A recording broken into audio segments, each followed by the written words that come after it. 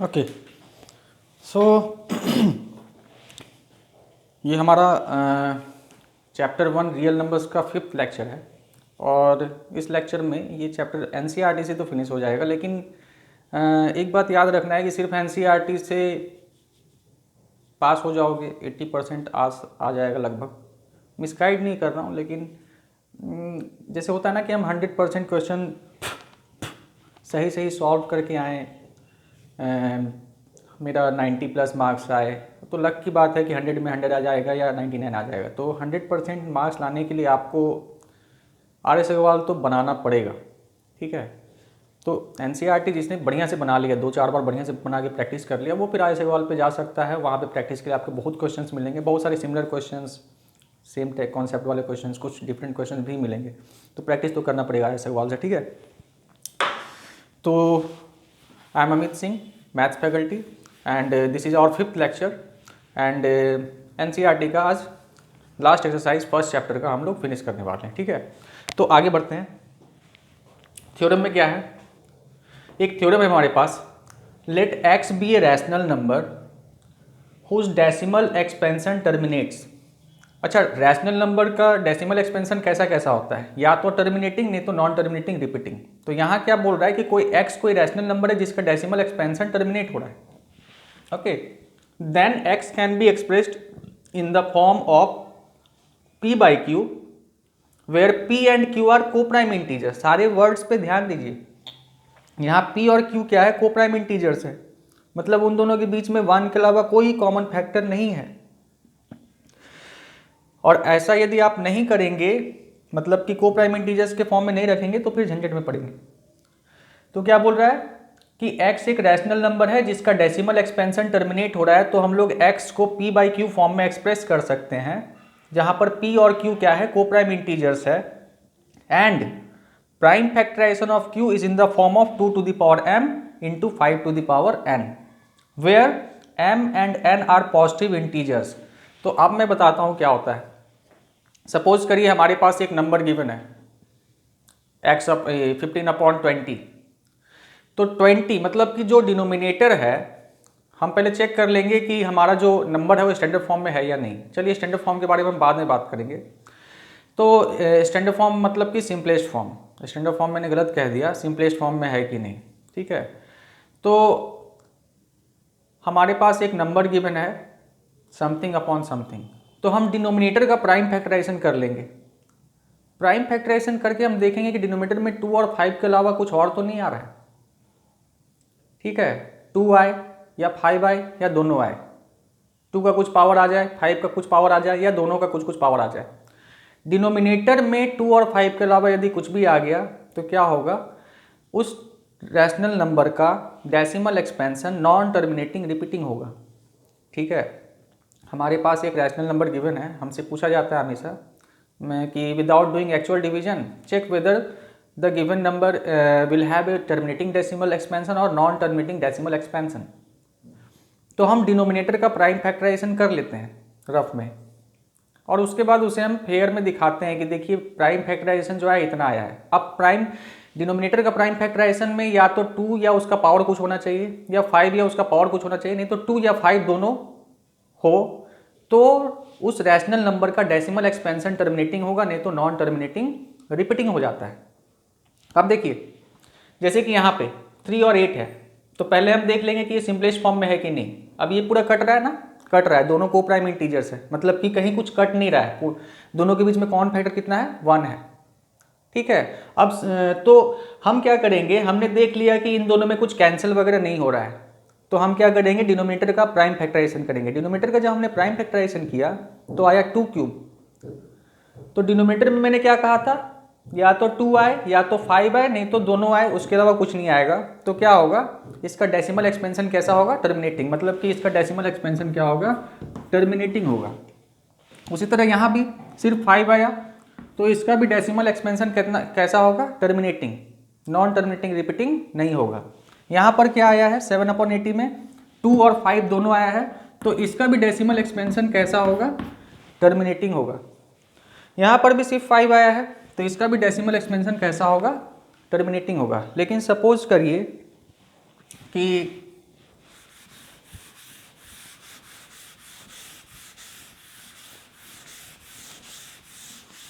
तो अभी जितने भी एग्जाम्पल्स यहाँ पे लिखे हुए थे सबका डेसिमल एक्सपेंशन टर्मिनेटिंग आ रहा है। आप डिवाइड करके चेक करेंगे तो देखेंगे कि डिवीजन कुछ दूर तक हुआ, उसके बाद खत्म।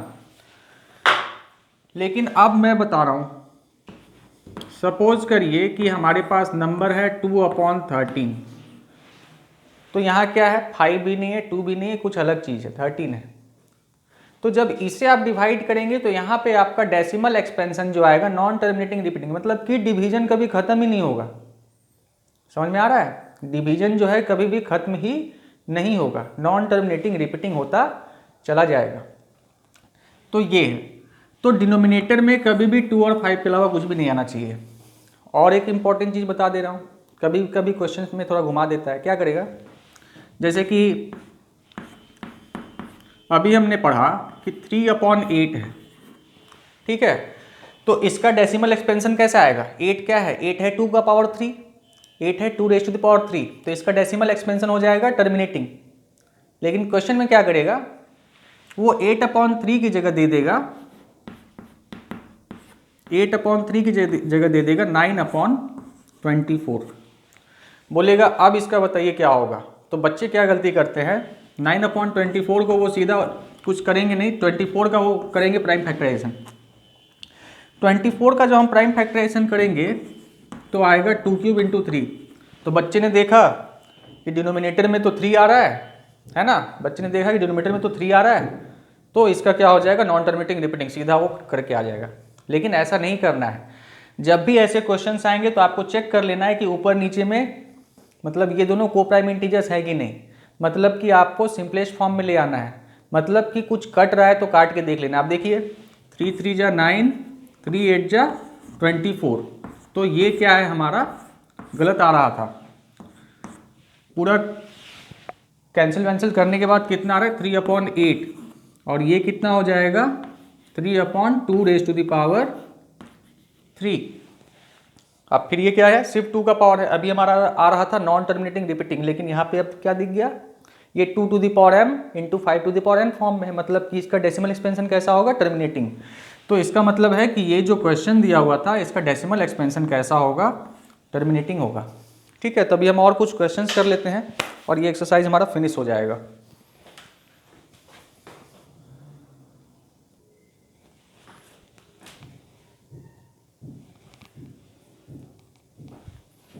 ओके, तो अब हमारे पास एक्सरसाइज 1.4 के क्वेश्चंस हैं। क्वेश्चन नंबर 1 और 2 मैंने कंबाइन करके लिख दिया है, ठीक है। क्वेश्चन में क्या बोल रहा है कि without actual division check whether the following rational numbers will have terminating decimal expansion और नॉन टर्मिनेटिंग, मतलब टर्मिनेटिंग होगा या नॉन टर्मिनेटिंग होगा। तो टर्मिनेटिंग का मैंने सिखाया था, टर्मिनेट कब होगा, जब डिनोमिनेटर में या तो 2 हो, नहीं तो 5 हो, या उसके दोनों हो, उसके अलावा कुछ भी आएगा तो टर्मिनेट नहीं होगा।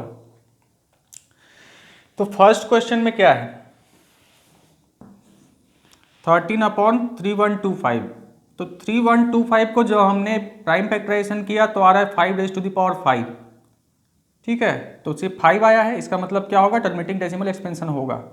क्वेश्चन में एक और काम करने के लिए हमें कहा गया है कि जिसका डेसिमल एक्सपेंशन टर्मिनेट हो रहा है उसका बताइए कितना होगा आंसर। अब यहाँ 5⁻5 है, तो ट्रिक क्या है, ट्रिक ये है कि 5⁻5 है तो हम इसमें 2 का भी इतना ही पावर से न्यूमरेटर और डिनोमिनेटर दोनों को मल्टीप्लाई करेंगे, मतलब कि 2⁻5 ऊपर लिखेंगे और 2⁻5 नीचे लिखेंगे। तो ये कितना हो जाएगा, 2 5 जा 10, 10⁻5 आ जाएगा, मतलब कि ये हो जाएगा 13 ×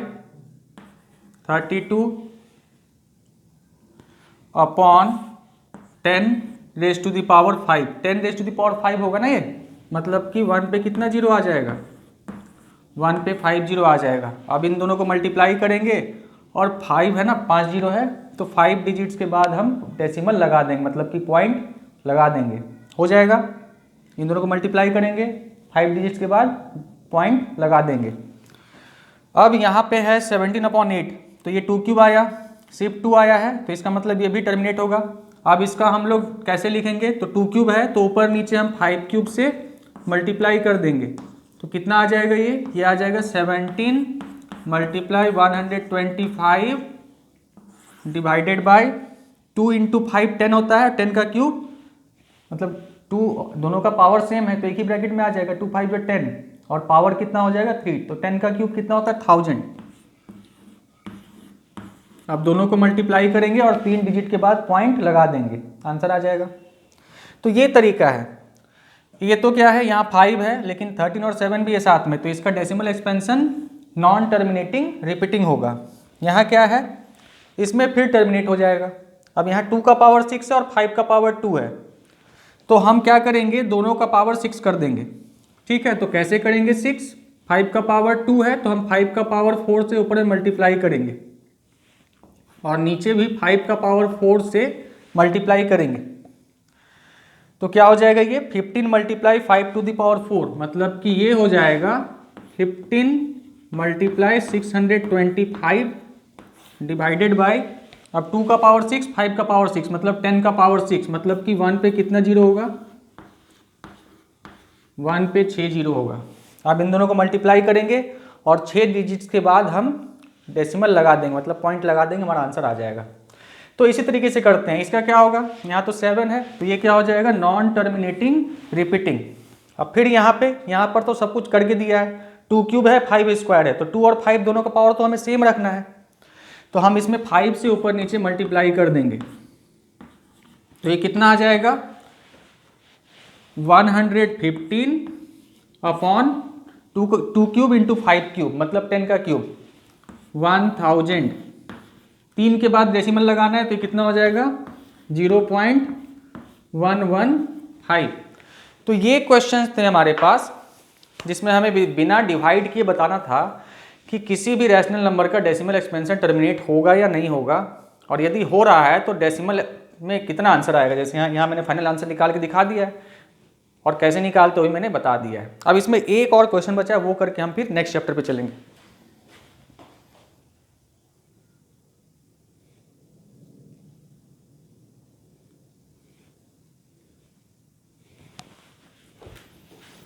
ओके, तो एक और क्वेश्चन हम देख लेते हैं। तो यहाँ पर